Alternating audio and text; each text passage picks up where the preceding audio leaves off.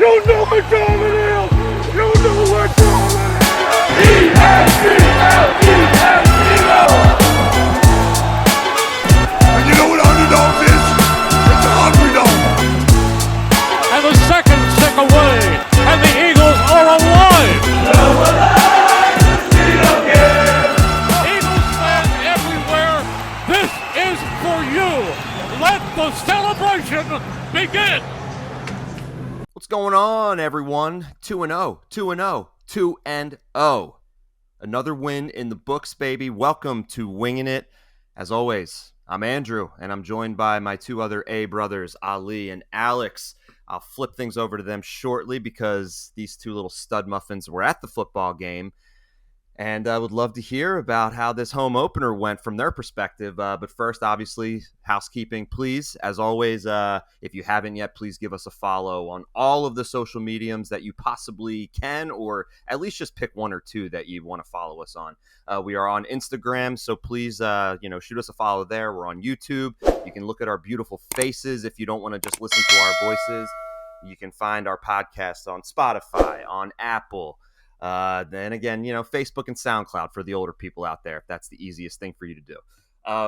Let's get into it, guys. It was an underwhelming first half, but then things kind of picked up in the second half, and we finally saw some scoring. But before we get into the game, Aleks, I'll start things off with you, man. First game of the season, back at the link. How was the energy? And was it something where the energy kind of picked up more as the game went on? Was it kind of dead at the beginning? Would love to hear how it went. Yeah. So, and everyone, I'm not in my normal environment. Down in Charleston, South Carolina, we surprised a friend yesterday. She's having a baby shower. Didn't know we were coming into town. So forgive the environment if I look and sound a little bit different. We're trying this out on the app. I would say that the energy, and Ali, correct me if I'm wrong.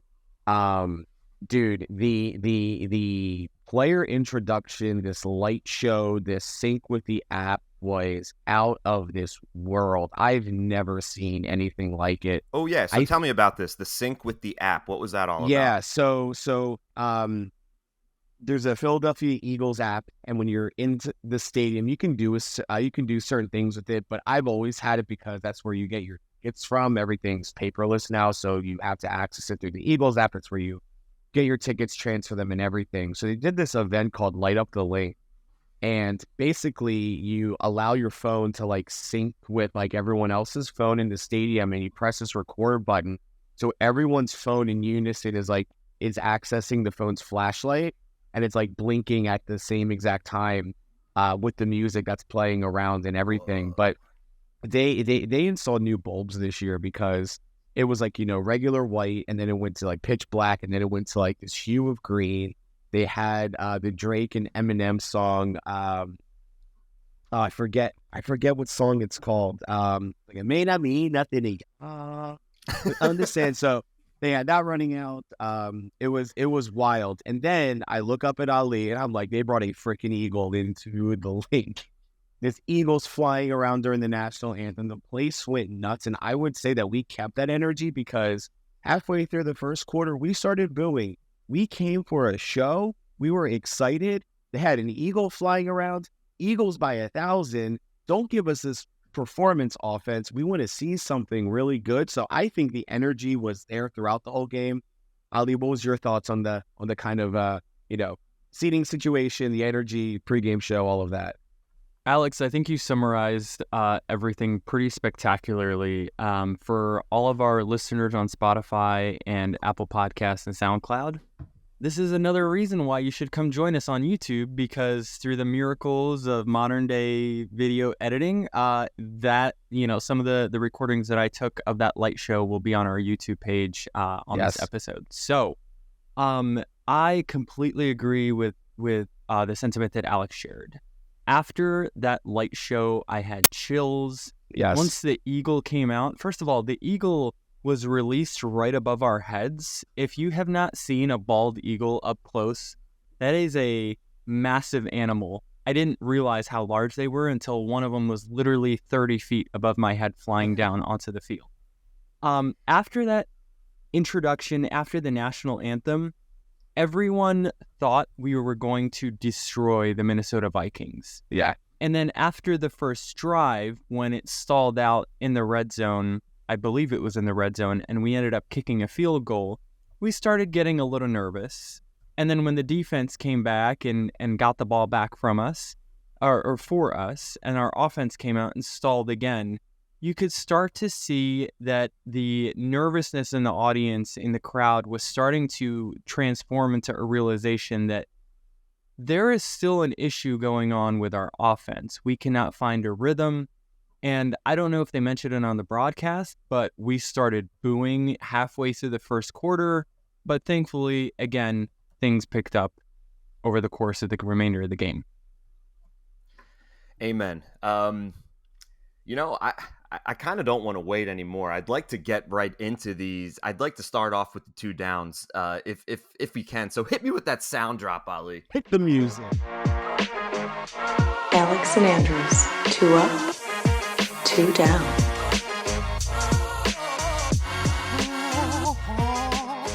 Never gets old. Yeah, I'm going to start off with the downs this week. I think we may have started off with the high points. I think that we have enough good things that we want to probably get to talking about. So let's start things off on a little bit of a more solemn note here. My first down, in a joking way, I'm going to go with Rashad Penny. Rashad Penny, not only did he ruin my chance at betting $5 to win $500 anywhere near the end zone, it didn't even look like he was going to see the field. Boston Scott got hurt a little bit earlier in the game. And to be honest, Boston Scott looked really good as our backup running back when he came in to spell, Mr. DeAndre Swift.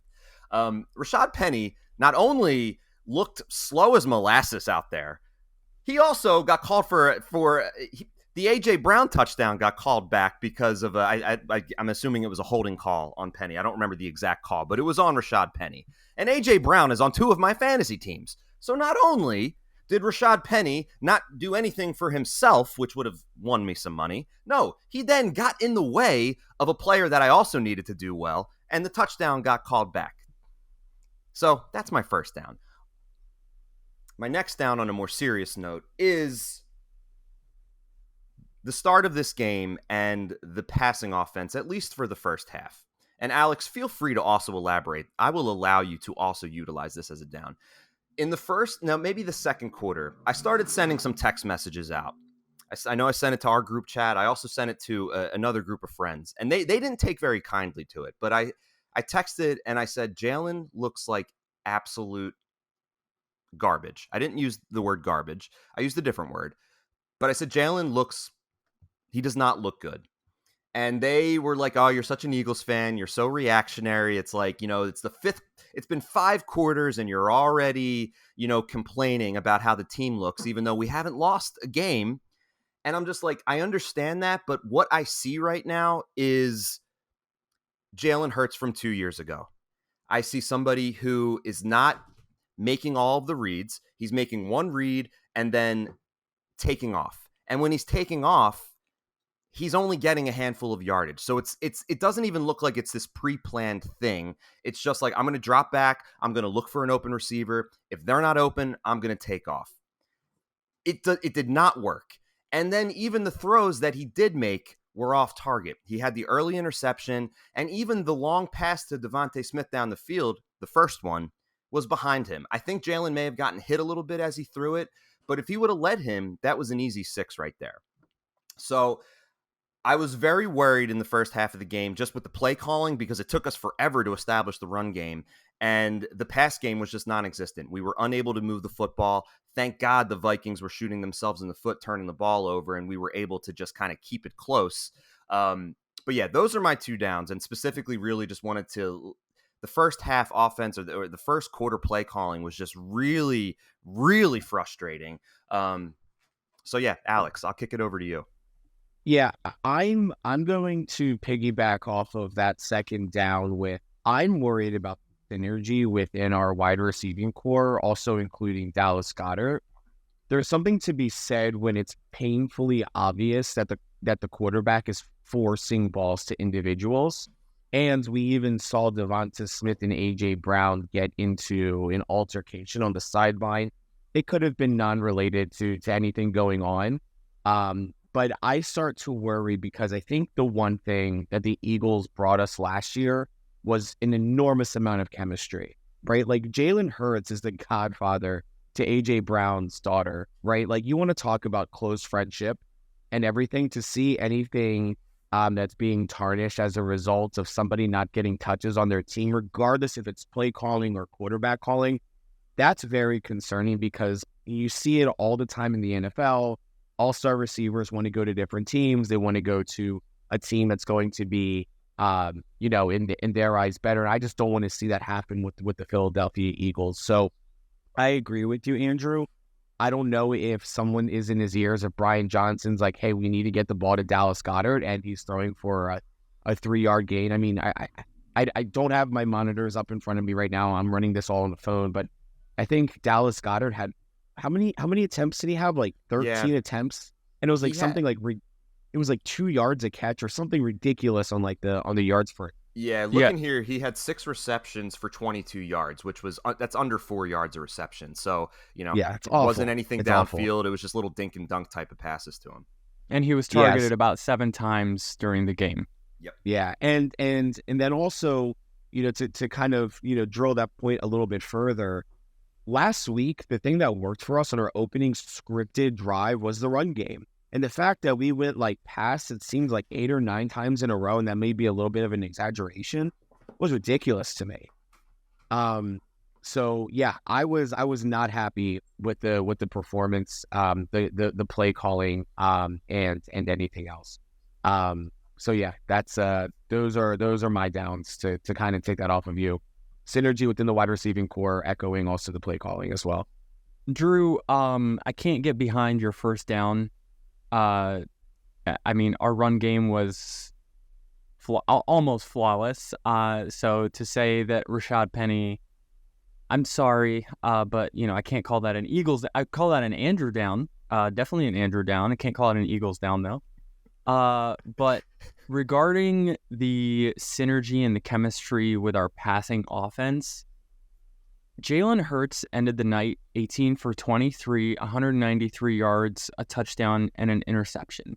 Interception aside, because I don't know what it looked like from the TV, but from the stands, I don't know what Jalen Hurts was looking at when he threw that interception. But it looked bad on the TV. Awful. That interception aside, you look at 18 for 23 for 193 yards. 2 of those passes were long balls to Devonta Smith. One of them a 63-yarder, the other one a 54-yarder, I believe. So that's more than half yards right there in 2 plays. Mm-hmm. Jalen Hurts was 16 for 21 for 76 yards outside of those 2 long balls. Wow. That is not how you build chemistry with a quarterback. That is not how you put your quarterback in rhythm in a football game. I do have a lot of concerns about Brian Johnson's ability to call plays. And the fact that it took him, almost 2 quarters to realize, hey, we've got a pretty solid running game. Which, by the way, I mean, I'm sure that you guys will get into it with your ups. But if it took him that long, I have a lot of concerns about his ability to dissect a defense, find its weaknesses, and be able to capitalize on it at the start of each game if it takes you that long to realize, hey, this actually works for us. Well, you know what? It took us 6 quarters to realize that we have a superstar running back. And that's a problem, too. We should have known that way before this. We should never have started Kenny Gainwell to know what freaking athlete we have in our backfield. And we didn't even start him last week. Insane to me. Yet here we are, 2-0, and we're still just like, these guys just can't get it right. What are they thinking over there? So, there is this adjustment period. And I think we're starting to understand what we have here. Ali, just the last thing I wanted to say, kind of piggybacking off of your point about Hurts and just really just other than those 2 big plays to Devontae, there really wasn't a ton going on in the pass game. We only had 5 people catch balls on the day. So you had Devontae with 4 catches. You had AJ who had 4 for 29. That's an average of 7 yards a reception. That's very pedestrian for him. And then, Dallas Goedert. Other than that, there were DeAndre Swift had 3 little catches for 6 yards, and Rashad Penny had 1 catch. So really, Devontae and AJ were the only 2 receivers who caught balls. I at least got my wish of Dallas Goedert catching more balls than Quez Watkins, because Quez had 0.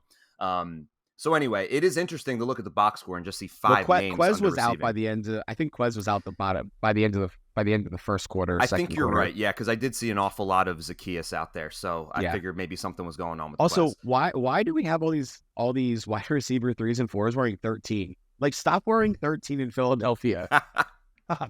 Well, Aguilar was our wide receiver 1 for a hot second, so it's funny. Just stop wearing the 13. Well, now all of our kick returners wear 18 also. Yeah. A couple more things that I wanted to add. The first one, you mentioned AJ Brown. Please help me feel better about this if you can. But I was starting to get some T.O. McNabb vibes when I saw those clips on the sideline between AJ and Jalen fighting. Now, granted, Jalen is AJ Brown's daughter's godfather, so I feel a little bit better. But it also reminded me of our playoff game against the Giants when AJ Brown wasn't receiving a lot of balls, and Nick Sirianni had to go to him on the sideline to make him feel better because he wasn't an active part of the offense that game. And he put his hand on his head, and AJ Brown kind of ducked under because he was really upset. What is up with AJ Brown? I get wide receivers are divas. That's it. It's I don't even think we need to dive too deep into it, because I think that's just it. It's especially when you're a star receiver, you are just an absolute diva. I do want to ask you both, actually, and somebody brought this up on the radio, which I thought was a very interesting point. Do you think that it actually, because Jalen and AJ are friends, do you think that actually allows for a dynamic where they can actually just kind of be more honest and transparent, or just upfront with each other, and that's actually a better that's better for what they're able to do on the field? Whereas if they weren't close to one another, it would kind of just be this trying to just make the other person happy, or just trying to maintain this relationship. But they actually do have a relationship. So do you guys think that actually helps them get past something like this? Well, I don't think the conversation was him yelling at Jalen. I think it was him yelling at Devonta, right? And that's where my comment in the synergy comes together, with the whole core. If he's yelling at Jalen, then and Nick Sirianni doesn't need to interject, and they're just friends doing friend things, and I think that's valid. I just worry that, I don't know, maybe Devonta said something to AJ, right? There's aren't they both captains, right? Isn't Devonta and AJ, but that's really weird for a player core or a player group to have 2 captains. It's also weird for teams to have 2 number 1 wide receivers. We're very lucky. Well, it is, and I think that AJ even has said vocally, we have 2 wide receiver 1s, but he knows that he's the actual guy. He knows, right? Let's be realistic.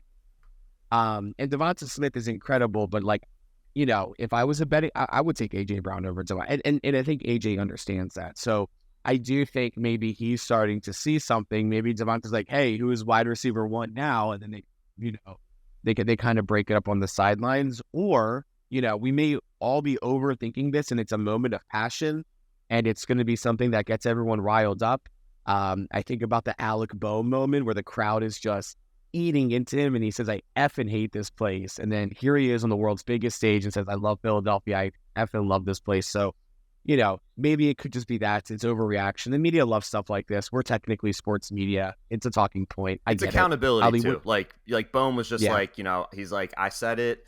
He's I'm not going to try to hide it. I have to do a better job. And it's that's all Nick did hide it. Did you see the press conference? He's I don't know what you're talking about. He's I don't know what you're talking about. Well, here's the video. Okay, well, we're not going to talk about what we talk about on the sideline. Next question.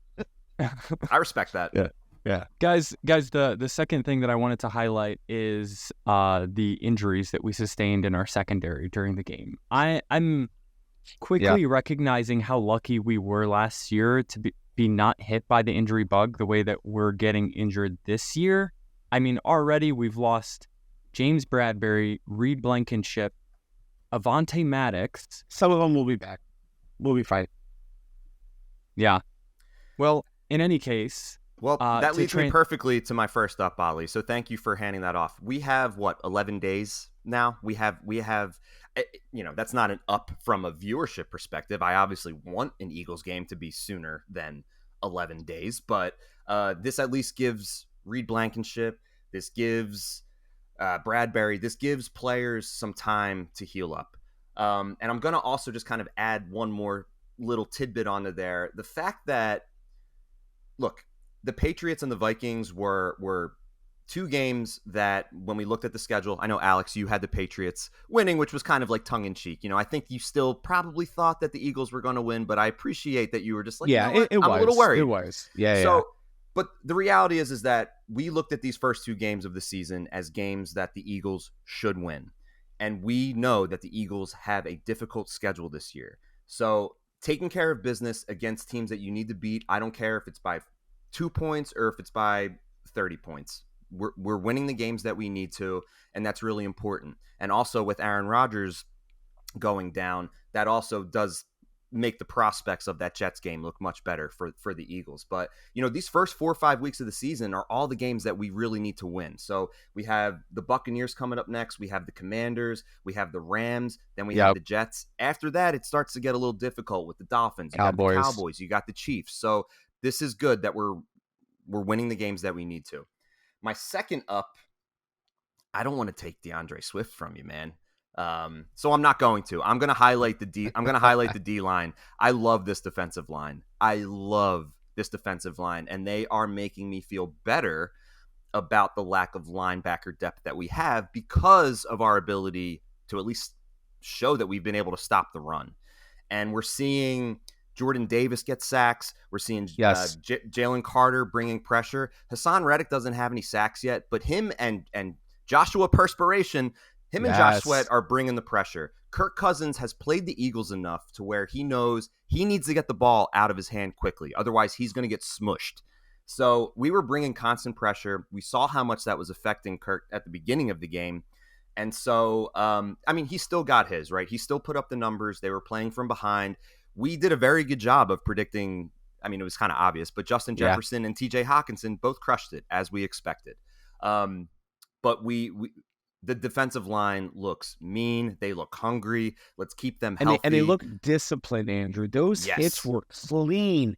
Those were clean hits and no roughing the passer calls at all. And the Jordan Davis chest bump was like my favorite. It's like he just let up at the last second. I'm like, that's it. That's all you got to do. That's it, man. And Kirk, he looked uncomfortable. He looked nervous the whole entire game. I'm telling you, you could see it running around. He's pacing. He has his hands over his ears. He just looked absolutely shook. And just to kind of piggyback, because I do want to talk about our defense. Shout out to the no names that did what they needed to do. I saw a Goodrich the third out there. I don't know who it is, but good for you. Evans with a huge TJ Hawkinson breakup down the field. Zach Cunningham looked incredible that game. Maybe not incredible, but held his own, did what he needed to do. Who forced the fumble on Justin Jefferson? Was that Edmonds at the goal line? It may have been. It happened right in front of us too. And as soon as it happened, Ali and I both jumped up. We're like, "That's a touchback. That's a touch!" It happened right in front of us. That ball was clear as day over the pond. Happened right in front of us. Which, by the way, people are saying it's the dumbest rule in sports. I disagree. Don't fumble the ball on the goal line. Just don't. Right? Just don't. It's really dumb when it doesn't happen to your team. Sure. So I agree with that. And let's get into it. Let's spend a couple minutes. The obvious up of the day of the week, DeAndre Swift, man. Dude, there's two things about DeAndre Swift. The first thing is the patience. I never took him to look like this. The patience this man has to get the ball and stop and just look and see what's happening in front of him, find his alley and just go was incredible. I couldn't believe it. He just, there was a few times he just stopped. He's like, okay, where am I going with the ball? And just go out there. You only see that from elite running backs. And you don't see it a lot in the NFL because the game moves so quick, right? Like Alexander Madison looked awful that night because got the ball, ran as quick as he could, get it down. Same exact thing that Kenneth Gainwell did. But DeAndre Swift stopped and looked. The second part to that is he very well could have the best. He very well may be like Shady McCoy, Brian Westbrook type. After that game, if he does it for this season, depending he stays healthy, and that's the biggest criticism everyone's going to say. I've heard it all over the media, all over the internet. If DeAndre Swift can stay healthy, I think he's just going to be maybe one of the greatest Philadelphia Eagles running backs we've ever seen, because that type of running style is what puts you into the presence of great company. Mm-hmm. And I really, really, really think that he has the it factor, man. I was so encouraged. I'm also pissed off that it took that long to get him into a game. I can't believe that people had him dropping to the 32nd wide receiver in fantasy. He may be the sleeper pick of the century. All right, so we can tell Aleks is officially a Swiftie. Ali, all day, man. Your turn. Yeah, I have long long maintained... do you want me to tell you the quote you said at the game, Ali? What was the quote? So Ali says he only wears jerseys with his name on the back, so he'll never wear another man's name on his back. He never has, never will. He said, Aleks, if DeAndre Swift scores a touchdown right here, I'm going to put another name on my back. And sure enough, down at the the next one play, DeAndre Swift scored a touchdown. I think it was a layup because he knew he was going to score. But Ali, for the audience, so you're going to be buying a DeAndre Swift jersey? For the audience, I will not be buying a DeAndre Swift jersey. The first number 0 in Eagles history. Because I have already bought one, and it's in the mail. I love that. For all of our down comments that we were talking about, there was a statistic, or this sheet that came up on one of the shows. I think it may have been like First Take or something. It said the Eagles' defense in 2022 averaged their pass defense averaged around 20.2 points per game. In 2023 so far, we're at 24 points per game. Pass yards per game was 301.5. Now it's 378. Touchdowns is 1.3. This time it's 3.5. Sacks per game were at 4.1. This year it's 2. All of these would lead me to believe that, hey, our pass defense is not where it used to be. Let's pause for a second. Go back to the press conference that Jalen Hurts had right after the Vikings game when he was like answering this question about why does this team look different versus last year. His answer to that was, we set the standard of what perfect and great looks like last year. You guys are comparing it to the standard. So think about all of these statistics that I just shared with you on our pass defense, when, by the way, we were the number 1 pass defense in the league last year. Everything that we're comparing ourselves to now is in comparison to the number 1 pass defense last year. It is going to be very difficult to replicate that, given all of the pieces that we lost last year, and given all of the injuries that we've sustained in the last game and a half. So, net, I feel pretty okay. Actually, yeah. I feel pretty positive about the state of our defense right now. And the best thing that I'll say about our offense is the same thing I said last week, is that we have all the pieces there.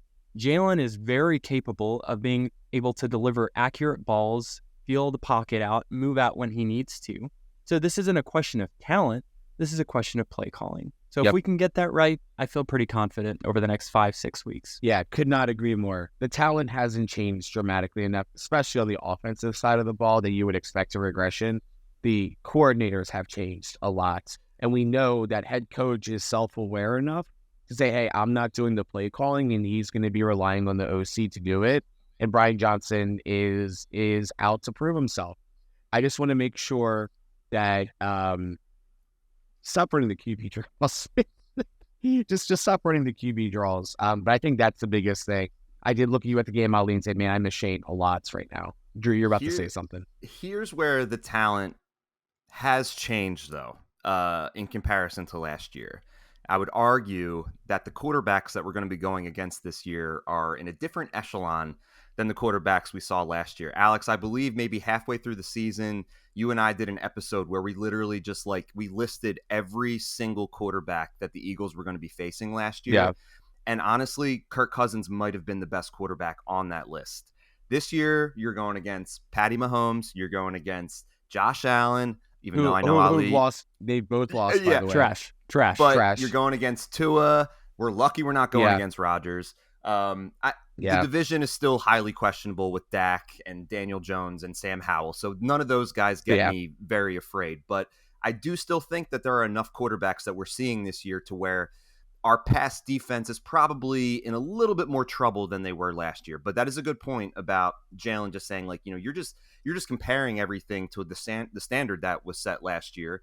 And I think that there's just a lot of things that we need to just let materialize and settle in. High expectations are always a very difficult thing to have to go up against because, it's like we're all expecting greatness. That's why we're finding ourselves still kind of flustered even after a win. Whereas in the past, it's like a win's a win and we're celebrating. It's like, no, we're still feeling weird afterwards. So I definitely don't want to finish the podcast without at least just giving DeAndre Swift some props. So just to give his stat line real quick, in case we haven't mentioned yet, 28 carries for 175 yards, a touchdown. His previous rushing high came against your Philadelphia Eagles week 1 of last season, where he rushed for 144, where we were very worried about our rush defense. So he just set a new career high. I don't see this slowing down at all. To me, it's like, even if Gainwell's healthy, it's like, I'm sorry, you can mix them in, but you need to be giving DeAndre Swift at a bare minimum, 15 to 18 touches a game. And I'm saying bare minimum. The more impressive thing about this stat, and like I said, I don't have my monitors, but I think it was 133 yards of that came before contact. Well, so that's it. Our offensive line is always going to give you space. And Aleks, to your point from before, that patience, that vision, that ability just to see a small opening, make one quick cut, and next thing you know, you are 6 yards. You're 6 yards. You ran for 6-7 yards. It looked so effortless and so easy, so smooth. It was so wonderful. Swift. Just so swift. It's so swift. Guys, I'll say one last thing, and then I'll shoot it over to Andrew because we're coming up on time here to send us home. But think about what 259 rushing yards means. You are moving grown men against their will out of the way and just running the ball down their throat. You are imposing your will on 11 grown professional athletes to get to that statistic. It's incredible.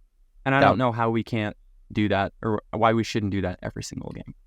And on top of that, you still have 2 number 1 wide receivers and a very good tight end that you need to try to take into account. So it is a tall order for how does any team game plan against our offense? I don't know. Aleks, any final words before we take this thing home? Yeah, I want everyone to relax in the media.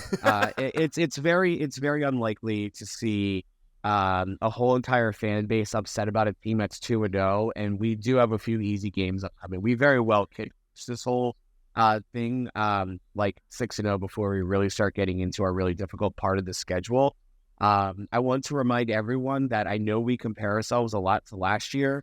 The Cardinals game was insanely close. The Houston Texans game was ridiculously close. The Colts game was really close. So don't think that we were immune to bad games last year. It happened all the time. And Jalen had bad games too, and he was still the MVP runner-up. So everyone needs to relax. I see other independent podcasts like us worried. I'm like, guys, we're 2-0, right? Think about the Vikings right now. They have the best wide receiver in all of sports, and Kirk Cousins putting up decent numbers, and they threw 8 first half turnovers in 2 games. And it's ridiculous. So everyone needs to chill out. Andrew. Oh, and then to everyone, tune in Thursday. We're gonna have a special guest. We're still trying to work out the things on the back end, but it's gonna be a lot of heading for week. So do we have a Buccaneers fan? We have a Bucs fan. We don't have a Bucs fan, but we do have somebody that I think everyone's seen, and that person's going game in Tampa. So we're just trying to work out a few details. So it'll be really cool. But Andrew, send us home. Awesome. Yeah. So let's get these boys rested up. Let's get some of these guys healthy. We don't play again until Monday. We have that Thursday to the following Monday Two break. primetime games back to back. Oof. Back to back. The Eagles are they are not going to be strangers to prime time this year. So yeah, we'll be set to take off the Vikings. It looks like that's a 7:15 game on Monday night, September 25th. So we will surely be back on Thursday, winging it with all of you. So until then, let's enjoy this win. Let's enjoy the week. Let's keep enjoying all of the praise for DeAndre Swift. I can't wait to see it again. Ali, I hope your jersey comes in the mail soon. Thanks for tuning in, guys. We'll see you next time. Go Birds! Go Birds.